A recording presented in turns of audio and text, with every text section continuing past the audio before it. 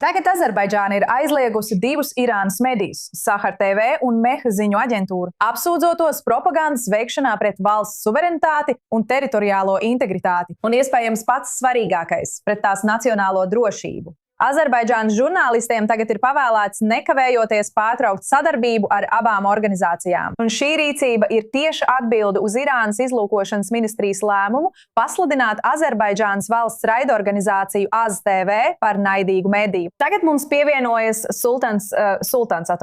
Zakidovs. Viņš ir vadošais padomnieks Baku Starptautisko attiecību analīzes centrā. Paldies, ka pievienojāties mums. Cik slikti, Paldies, ka uzaicinājāt mani. Cik slikti, jūsuprāt, ir kļuvušas attiecības starp šīm divām valstīm?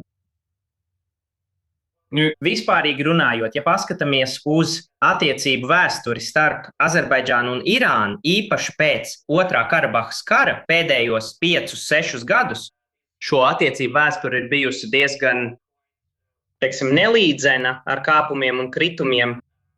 Īpaši tas, ko mēs redzējām, ir tas, ka Irānā ir noteikti pret Azerbaidžānu noskaņoti spēki, īpaši tie, kas ir saistīti ar drošības iestādēm, kuras vada Sepahs.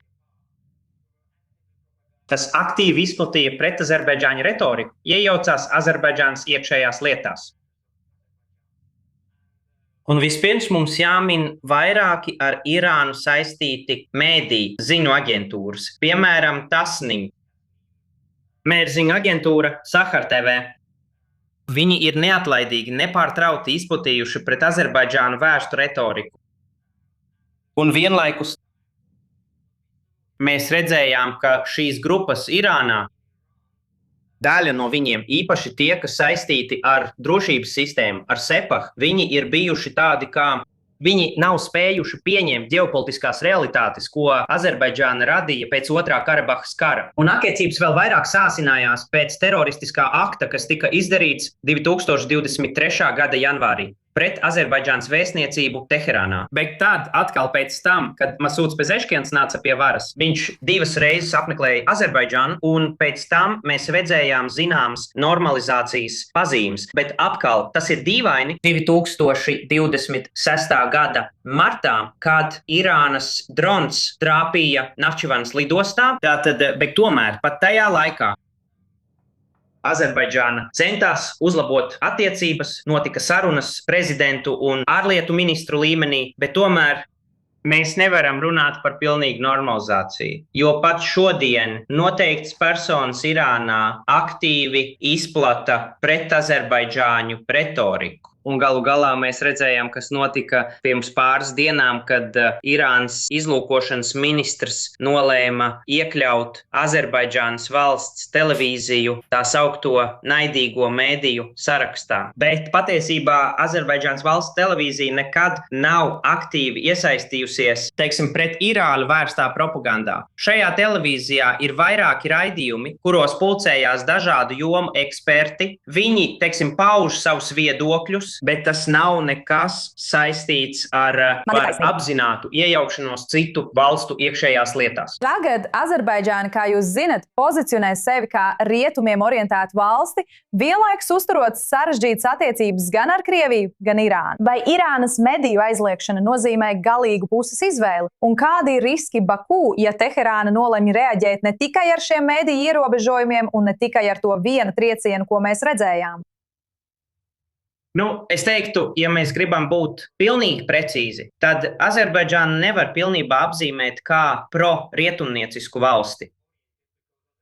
Jo Azerbaidžāna ir centusies īstenot daudzvektoru politiku, kas ir vērsta uz labu attiecību uzturēšanu ar visām valstīm, ar visiem spēka centriem, nekļūstot par vienas puses sabiedroto. Un Azerbaidžāna atrodas diezgan sarežģītā ģeopolitiskā reģionā, kur vienā pusē ir Krievija, ir Irāna, un tad ir arī citas konkurējošas valstis. Tāpēc līdzsvarota daudzvektoru politika būtu vispragmatiskākā. Attiecībā uz Irānu man vēlreiz jāuzsver, ka Irānā mēs redzam, ka pastāv zināma šķelšanās varas elitē un nav vienota viedokļa un pieejas attiecībā uz valsts ārpolitiku un drošības politiku. No vienas puses, mēs redzam dažas pozitīvas pazīmes no tādām personām kā Masūds Pezeškjans, Abbas Arakči un citiem, bet no otras puses mēs redzam, ka turpinās pret Azerbaidžānu vērsta retorika no drošības iestādēm, kuras vada Sepahs, izlūkošanas ministrs un citi. Tātad mēs redzam šo skaidro šķelšanos Irānas varas struktūrās,